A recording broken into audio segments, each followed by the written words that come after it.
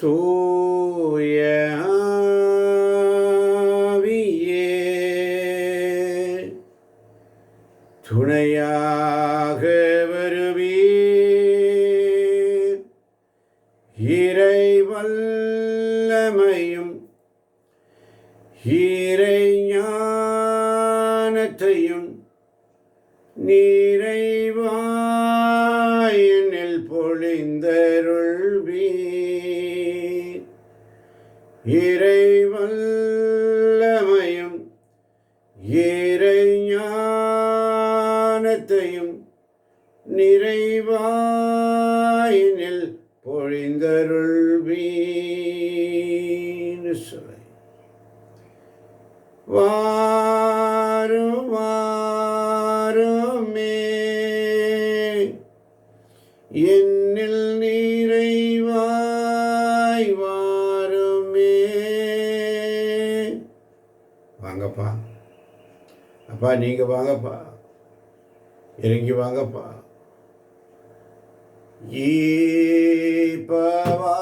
வாரும் இறங்கி வாரும் எங்கள் மத்தியிலே. வாங்க ஆண்டவரே, இறங்கி வாருங்க ஆண்டவரே, உடைய மன்னாவை பொழிந்தருளும் அப்பா. இது அதிகாலை நம்மை தேடி வந்திருக்கிறோம் சுவாமி. நாங்கள் ஏமாந்து போகாதபடி நம்முடைய கரங்களில் ஒப்பு கொடுக்கிறோம் ஆண்டவரே. சாலமோன் ஜெபித்ததை போல 1 அரசர்கள் 8:23 வாசிக்க கேட்போம். 1 அரசர்கள் 8:23. இஸ்ரேலின் கடவுளாகிய ஆண்டவரை வாசிக்கலாம்.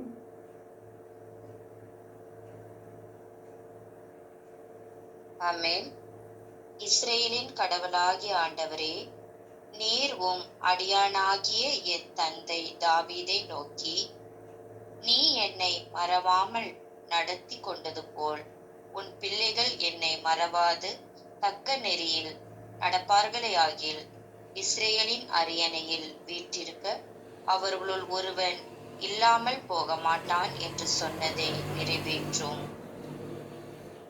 இஸ்ரேலின் கடவுளே, உம் அடியானாகிய என் தந்தை தாவீதுக்கு நீ சொன்ன உமது வார்த்தை நிலை பெறுவதாக. ஆமேன்.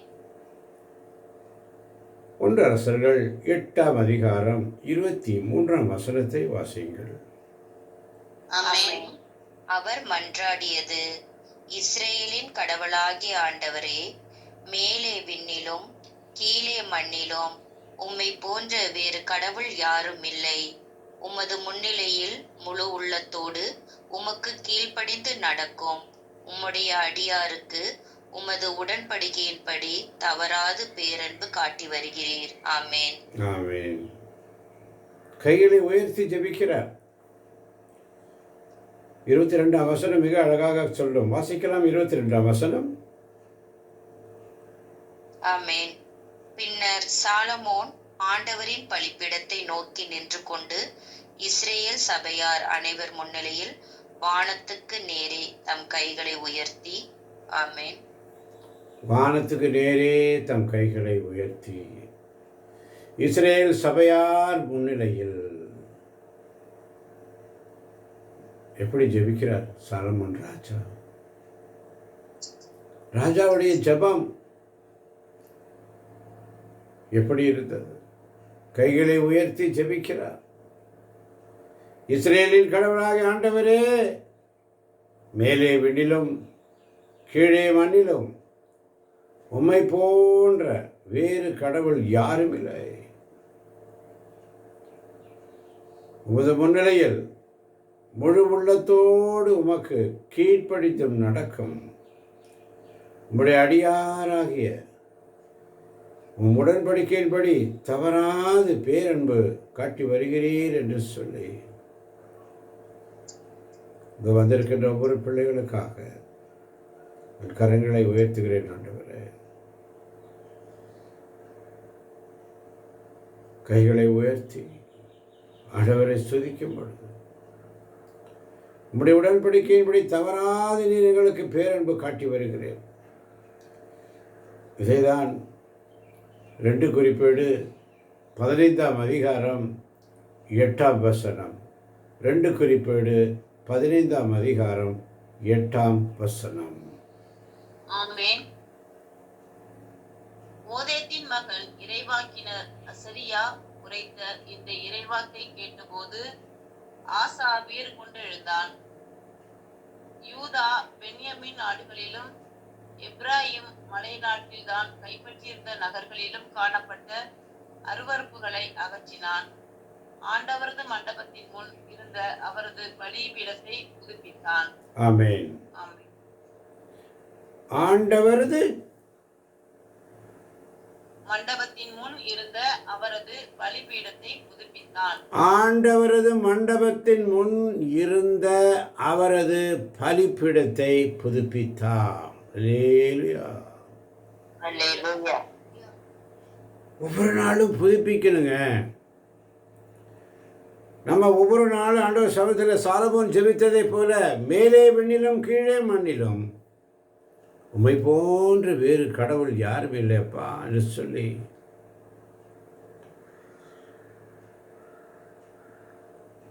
பலிபீடத்தை புதுப்பிக்கணும். ஒவ்வொரு நாளும் நம்மை புதுப்பிக்கணும். 1 மணி நேரம் கொடு,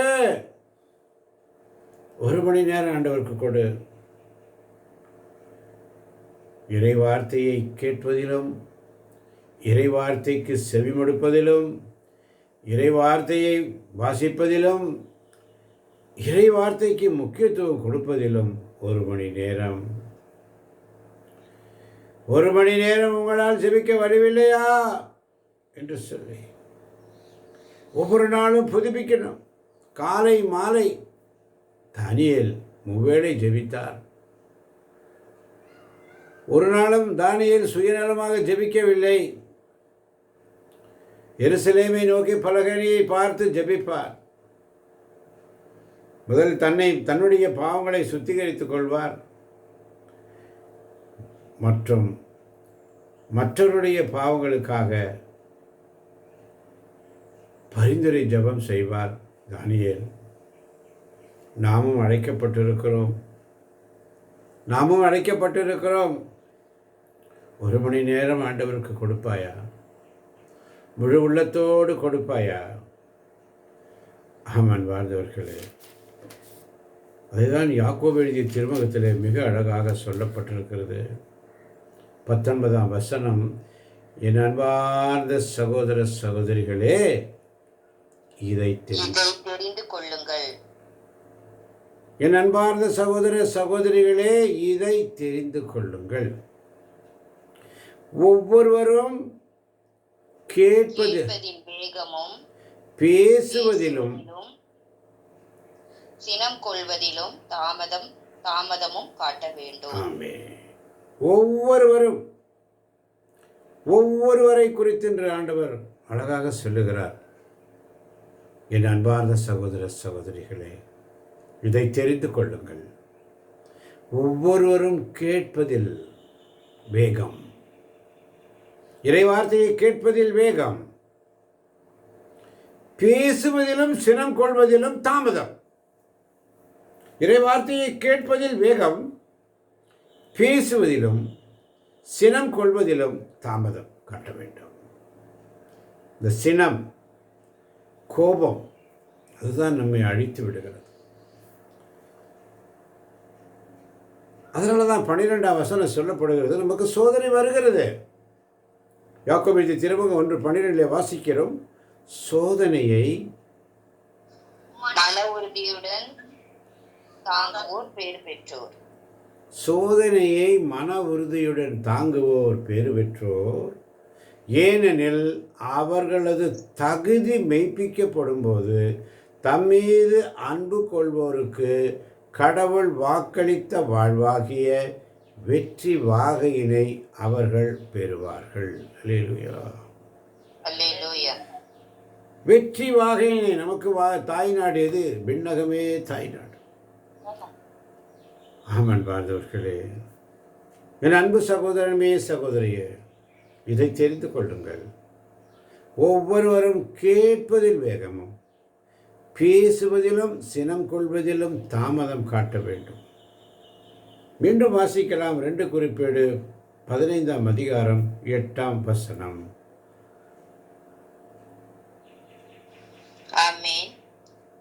ஓதேதின் மகன் இறைவாக்கினர் அசேரியா உரைத்த இந்த இறைவாக்கை கேட்டபோது ஆசா வீறு கொண்டெழுந்தான். யூதா பென்யமீன் நாடுகளிலும் எப்ராயிம் மலைநாட்டில் நான் கைப்பற்ற இருந்த நகர்களிலும் காணப்பட்ட அருவருப்புகளை அகற்றினான். ஆண்டவரது மண்டபத்தின் முன் இருந்த அவரது பலிப்பிடத்தை புதுப்பித்தான். ஆமென். ஆண்டவருடைய மண்டபத்தில் இருந்த பலிப்பிடத்தை புதுப்பிக்கணும். இன்னைக்கு அதுதான் நம்முடைய உள்ளங்கள், உடல், ஆத்ம, சரீரம் எல்லாவற்றையும் புதுப்பிக்கணும், ரெனியூ பண்ணணும். காலையிலும் மாலையிலும் அப்பாவும் சமூகத்தில் தான் புதுப்பிக்கணும்.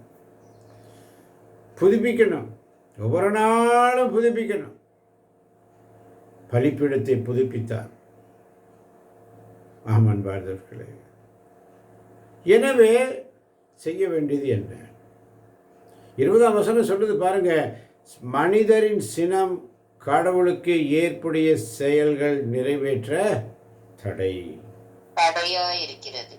நம்முடைய கோபங்கள், அகங்காரம், கோபம், வைராக்கியம், வெறுப்பு, பழிவாங்குதல், இப்படிப்பட்ட காரியங்கள். இந்த கோபம் தாங்க எல்லாத்துலேயுமே. நான் என்ற அதிகாரம், தான் என்கின்ற அகங்காரம், கோபத்திலிருந்து, கோப சாபத்திலிருந்து எனக்கு விடுதலை தாங்க ஆண்டவரே. நான் கோபம் கொள்வதனால் அநேக உறவுகளை, அன்பை ருசிக்காமல் போகிறேன். அநேக உறவுகளை, குடும்ப உறவுகள் நஷ்டப்படுகிறது, நண்பர்களுடைய உறவுகள் நஷ்டப்படுகிறது, குடும்பத்தில் சமாதானம் இல்லை. ஆண்டவரே, எங்கள் கோபங்களை தணிக்க அருள்தார். நாங்கள் இந்த தவக்காலத்திலே ஒரு மாற்று வழி நடக்க எங்களுக்கு அருள்தாரும். ஆண்டவரத்தில் நம்மை தாமே தாழ்த்துவோம். மனிதரின் சினம் கடவுளுடைய ஏற்புடைய செயல்கள் நிறைவேற்ற தடையாயிருக்கிறது. உமக்கு பிரியமானதை செய்ய எங்களுக்கு தடையாக இருக்கிறது எங்கள் கோபம். உமக்கு ஏற்ற காணிக்கைகளை கொண்டு வர அந்த கோபம் தடையாக இருக்கிறது. நமக்கு முன்பால் இருக்கும் சகோதர சகோதரிகளை அன்பு செய்ய தடையாக இருக்கிறது. கடவுளுடைய ஏற்புடைய செயல்கள் நிறைவேற்ற தடையாக இருக்கிறது. எனவே செய்ய வேண்டியது என்ன?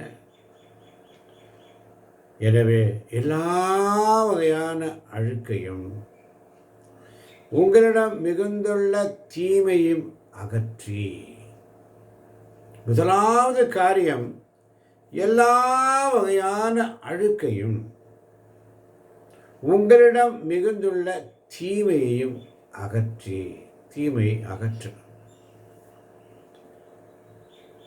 ஏனென்று சொன்னால் நமக்கு சோதனை வருகிறது, மனித இயல்பு. இப்போ சோதனையை தாங்குவோர், மன உறுதியம் தாங்குவோர் பேறு பெற்றவர்கள். அவர்களது தகுதி மெய்ப்பிக்கப்படும் போது தம்மீது அன்பு கொள்வோருக்கு கடவுள் வாக்களித்த வாழ்வாகிய வெற்றி வாக்கினை அவர்கள் பெறுவார்களாக. அடைய டைமில் நமக்கு சோதனை வருகிறது, நாம் கேள்விகளை எழுப்புகிறோம். யாக்கோபு எழுதிய திருமுகம் 1:13 வாசிக்கிறோம். சோதனை வரும்போது இச்சோதனை கடவுளிடமிருந்து வருகிறது என்று யாரும் சொல்லக்கூடாது. சோதனை வரும் பொழுது இச்சோதனை கடவுளிடமிருந்தே வருகிறது என்று யாரும் சொல்லக்கூடாது. 14 வசனம் முதல் வார்த்தை இப்படியாக சொல்லும், ஒவ்வொருவரும் தம் சொந்த தீய நாட்டத்தினாலே சோதிக்கப்படுகின்றனர். சொந்த தீய நாட்டத்தினாலே சோதிக்கப்படுகிறோம். அந்த சொந்த தீய நாட்டத்தினால் அவர்களை கவர்ந்து மயக்கி தன்வயப்படுத்துகிறது. அந்த சொந்த தீய நாட்டம், அருவருப்புக்குரிய நாட்டத்திலிருந்து விலகுவோம். தாம் சொந்த தீய நாட்டத்தினாலே சோதிக்கப்படுகிறோம். அந்த சோதனை என்ன பண்ணுதுன்னா, அது அவர்களை கவர்ந்து மயக்கி தன்வயப்படுத்துகிறது. கவர்ந்து மயக்கி தன்வயப்படும். கவர்ச்சி. இன்னைக்கு கவர்ச்சியை பார்த்து தான் ஏமாந்து போகிறோம். ஏவாள் கவர்ச்சியை காட்டி தான் பசாசு ஏமாத்தினான். கவர்ச்சி காண்பதற்கு மிக அழகாயும் ருசிப்பதற்கு மிக அருமையாக இருந்தது பழம். ஏமாந்து போனால் ஏவாள் தன் கணவருக்கும் கொடுத்தாள். ஏமாந்து போனார்கள். கடவுளின் அருளை இழந்தார்கள். வெளியே துரத்தப்பட்டார்கள். ஆனாலும் இரக்கத்தின் ஆண்டவர் அங்கு ஒரு கன்றுக்குட்டி அடிக்கப்பட்டிருக்க வேண்டும். அவர்களுக்கு தோலினால் ஆடைகள் செய்து அவர்களை கௌரவமாக வெளியே அனுப்புகிறார். இரக்கத்தின் தேவன். என் தந்தை இரக்கம் உள்ளவராய் இருப்பது போல நீங்களும் இரக்கமுள்ளவர்களாக இருங்கள். அந்த கன்றுக்குட்டி, அந்த ஆட்டுக்குட்டி அன்று அடிக்கப்பட்டது.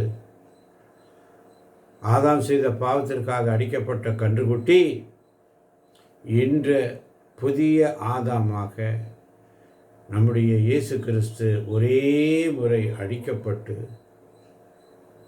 துன்புறுத்தப்பட்டு சிலுவையில் அறையப்பட்டு மரித்தார், உயிர்த்தார். இன்று கடவுளுடைய வல பக்கத்தில் அவர் வீற்றிருக்கிறார். தாம் அடைய வேண்டியிருந்த மகிழ்ச்சியின் காரணமாக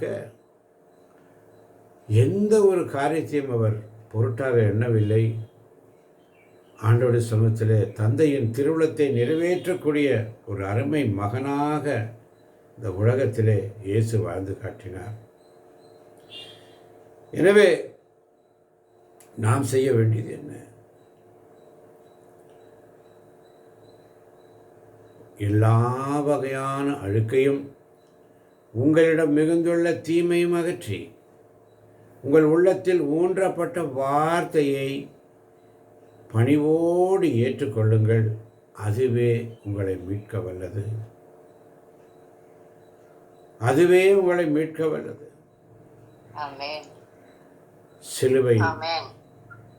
சிலுவையின் பாரத்தால் நீர் கிடந்தீர், பாவ சுமைகளின் பாரத்தால் நீர் விழுந்தீர்.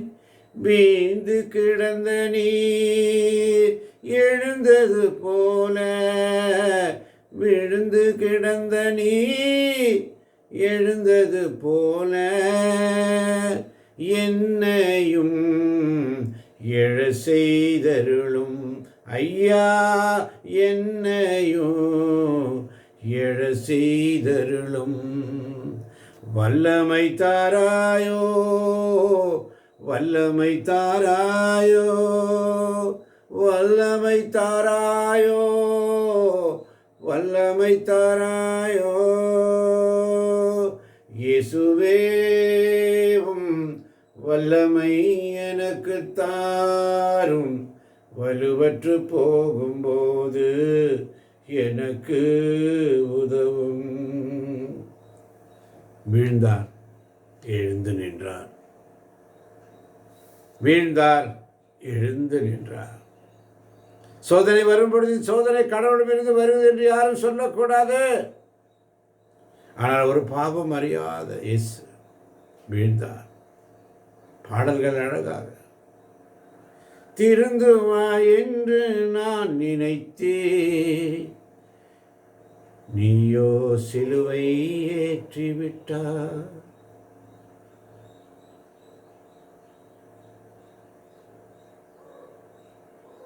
எனக்கு ஆறுதலாய் இருப்பாய் என்று சொல்லி முகத்தை காட்டினேன். நீயோ முகம் காட்ட மறுத்துவிட்டாய். ஆனால் வீர பெண்மணி வெரோனிக்காள் இயேசுவின் முகத்தை துடைத்து ஆறுதல் பெறுகிறாள். உனக்காக மரித்தேனே, எனக்காக நீ என்ன செய்தாய், எனக்காக நீ என்ன செய்தாய்.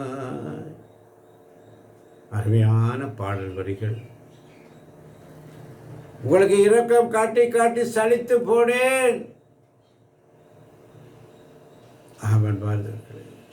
என் தந்தை இரக்கமுள்ளவர்களாக இருப்பது போல நீங்களும் இரக்கமுள்ளவர்களாக என்று எங்களுக்கு ஒவ்வொரு நாளும் கற்பித்தீரே. எங்களுடைய பாவங்கள், எங்களுடைய கோபம், மனிதரின் சினம் கடவுளுக்கு ஏற்புடைய செயல்களை நிறைவேற்ற தடையாக இருக்கிறது. எனவே வாசிக்கலாம் 21ஆம் வசனம். ஆமென். எனவே எல்லா வகையான அழுக்கையும் எனவே எல்லா வகையான அழுக்கையும் உங்களிடம் மிகுந்துள்ள தீமையையும் அகற்றி உங்களிடம் மிகுந்துள்ள தீமையையும் அகற்றி உங்கள் உள்ளத்தில் ஊன்றப்பட்ட வார்த்தையை உங்கள் உள்ளத்தில் ஊன்றப்பட்ட வார்த்தையை பணிவோடு ஏற்றுக்கொள்ளுங்கள். பணிவோடு ஏற்றுக்கொள்ளுங்கள். பணிவோடு ஏற்றுக்கொள்ளுங்கள். பணிவோடு ஏற்றுக்கொள்ளுங்கள். ஆமென். அதுவே உங்களை மீட்க வல்லது. பணிவோடு ஏற்றுக்கொள்ளுங்கள். அப்பொழுதுதான் அது உங்களை மீட்கும். ஆமென். பணிவோடு ஏற்றுக்கொள்ளும். அப்பொழுதுதான் அதான் எபிரேயர் 4:12 மிக அழகாக சொல்லும் கடவுளுடைய வார்த்தை.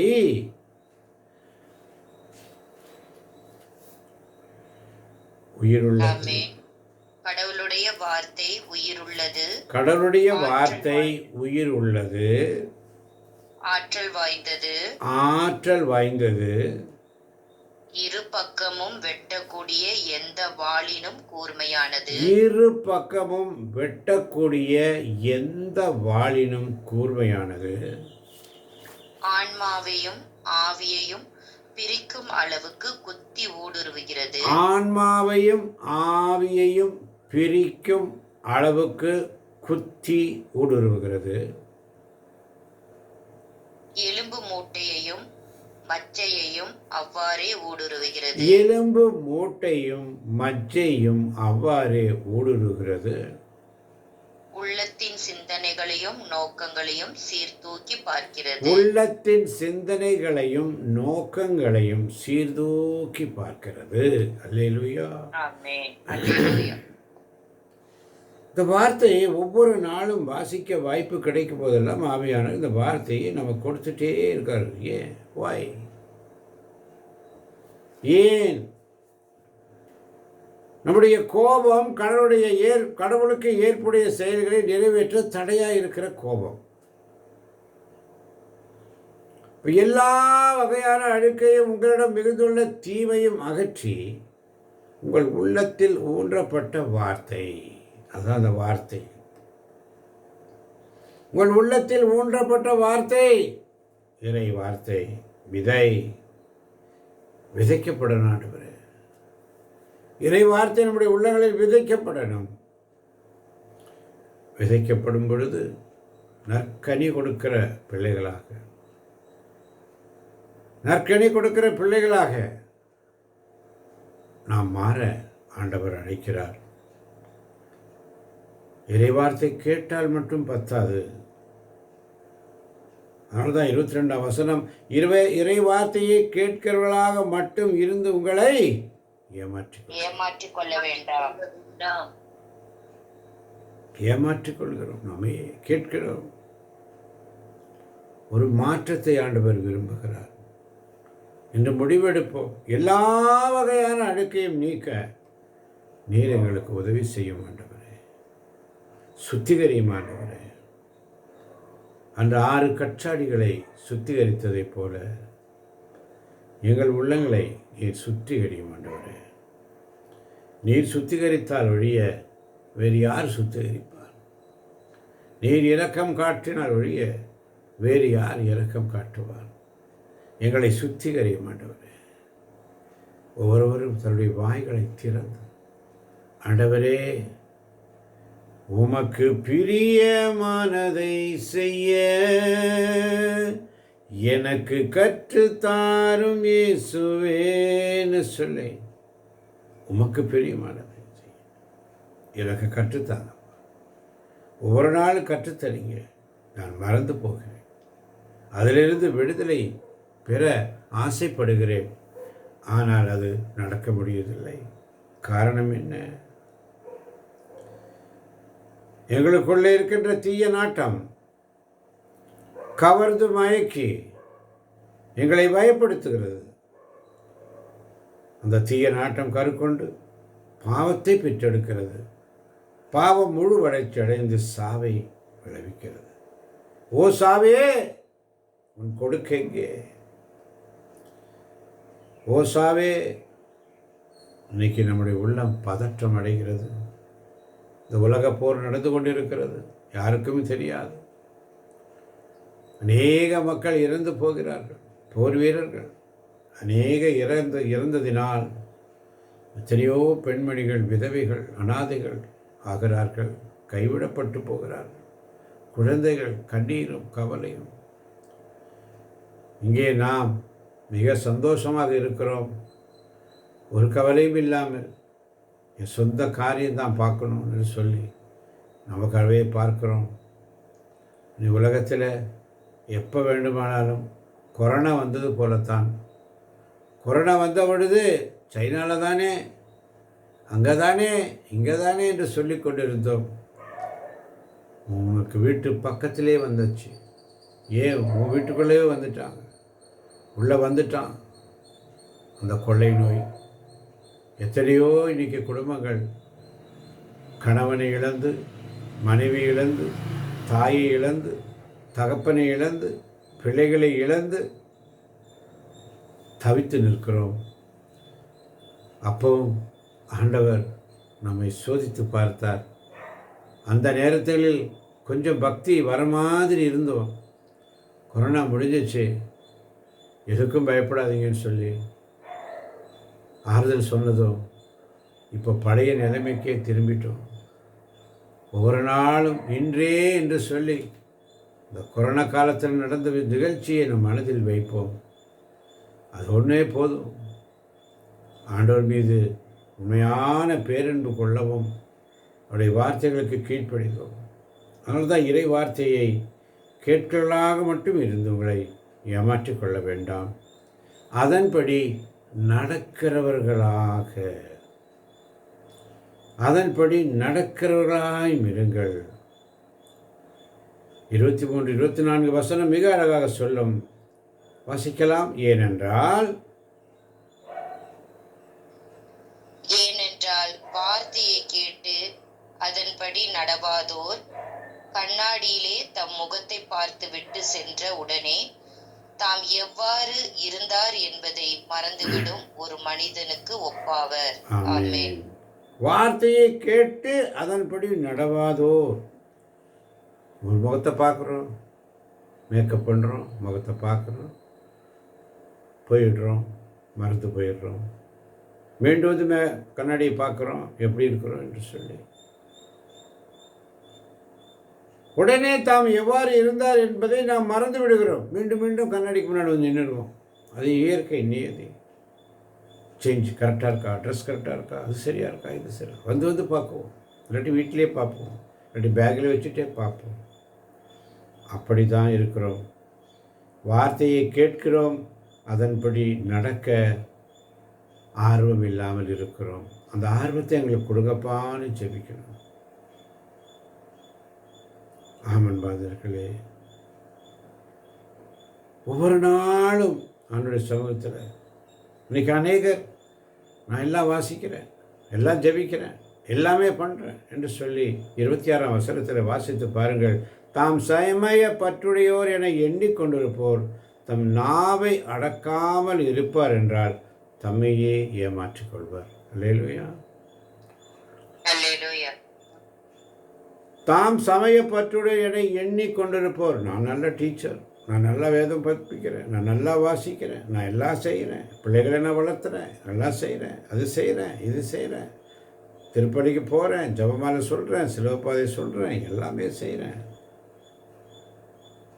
ஆனால் தன் நாவை அடக்காமல் இருப்பார் என்றால் தம்மையே ஏற்றுக்கொள்வார். இத்தகையோருடைய சமயப்பற்று, இப்படிப்பட்டவருடைய பக்தி முயற்சி பயனற்றது. ஆமென். அல்லேலூயா. அல்லேலூயா. அல்லேலூயா. அப்போ என்ன செய்யணும்? 26ஆம் வசனம் சொல்லுகிறது, தந்தையாம் கடவுளின் பார்வையில் தூய்மையானதும் மாசற்றதுமான சமய வாழ்வு. தந்தையாம் கடவுளின் பார்வையில் தூய்மையானதும் மாசற்றதுமான சமய வாழ்வு எதுவெனில், மாசற்றதுமான சமய வாழ்வு எதுவெனில், முதலாவது காரியம் துன்புறும் அனாதைகளையும் கைம்பெண்களையும் கவனித்தலும். துன்புறும் அனாதைகளையும் கைம்பெண்களையும் கவனித்தலையும் உலகத்தால் கரைபடாதபடி தம்மை காத்து கொள்வதும் தான் சமயப்பற்றுடையோர் என்று சொல்வது. சமயப்பற்று, தெய்வ பக்தி. நான் கிறிஸ்தவன், கிறிஸ்தவன். இப்போ நமக்குள்ள இந்த பலவீனம் இருக்கிறது. முதலாவது கோபம், கேட்பதில் வேகமும் பேசுவதில் சினம் கொள்வதிலும் தாமதம். தம் நாவை அடக்கணும்.